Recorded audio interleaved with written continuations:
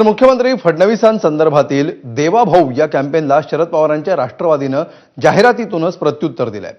देवा तूच सांग या आशयाच्या जाहिराती शरद पवारांच्या राष्ट्रवादीकडून नाशिक जिल्ह्यामध्ये विविध दैनिकांमध्ये देण्यात आल्या आहेत। शेतकरी कर्जमाफी, शेतकरी आत्महत्या, पीक विमा, कांदा निर्यात बंदी आणि अतिवृष्टीमुळे झालेलं नुकसान, लाडक्या बहिणींना 2100 रुपये, युवांना नोकरी या प्रश्नांची उत्तरं कधी मिळणार असे विविध प्रश्न या जाहिरातीतून विचारण्यात आले।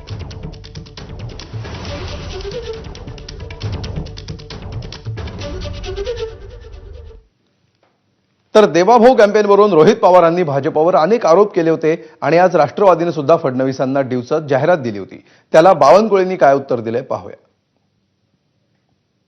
खरं तर ही ऍड तुम्ही बघितली, ही निनावी ऍड नाहीये, ही आमच्या पदाधिकाऱ्यांनी पक्षाला दिलेली ऍड आहे आणि याच्यामध्ये स्वघोषित देवाला आम्ही काही बोलत नाही, आमच्या विठ्ठलाला आम्ही विनंती करत आहोत। या महाराष्ट्रामध्ये आजपर्यंत आपण जर बघितलं तर खोटेपणाचं राजकारण कधी नाही बघितलं। हे सरकार खोटं बोलून सत्तेत आलेलं आहे।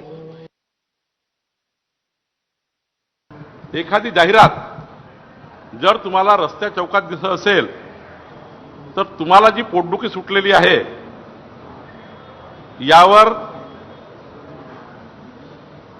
महाराष्ट्राची जनता काही तुमच्या पोटदुखी त्यांना समजते, महाराष्ट्राच्या जनतेला तुमची पोटदुखी कशामुळे आहे, पण जे काही प्रेम व्यक्त झालं आहे छत्रपती शिवाजी महाराजांची प्रेरणा घेऊन माननीय देवेंद्र फडणवीसजी आणि आमचं सरकार काम करत आहे। हेच त्या ॲडव्हर्टाइजमेंटचं, हेच त्या जाहिरातीचं तथ्य आहे, हेच त्या जाहिराती म्हणून दिसत आहे। आणि